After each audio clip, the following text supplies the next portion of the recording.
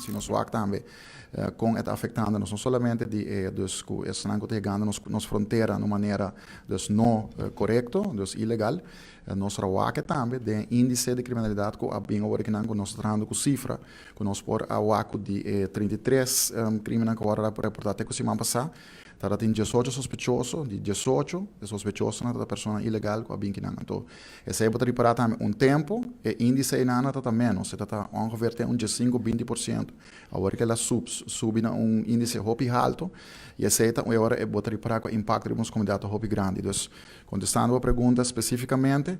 quando lá está que nós não podemos acaparar a dimensão de estamos buscando refúgio econômico, e nós está agora que não subrayando tá que nós está protegendo nos fronteiras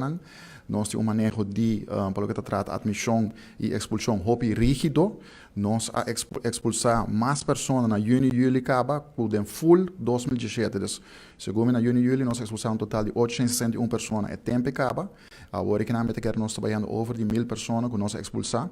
e esta queda dilema hopi fastidioso não basicamente banda aspecto humanitário, bota compreender que a pessoa aqui está por buscar um melhor porvenir, para de outra banda, nosso país não tem espaço nem infraestrutura para acaparar mais de lo que nós temos de 5.000 habitantes e quase 2 milhões de turistas que haverá de ano também visitando as islas. Ojalá que o bota tem mais espaço e mais infraestrutura para ajudar Borumã, mas tem caso que não, nós mestre,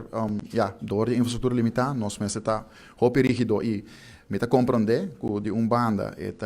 só para indignação, porque tem pessoas que dizem, mas tem pessoa, pariente que bem que não, que não pode e nós mestre invitei para buyback como turista, often viaja expulsar.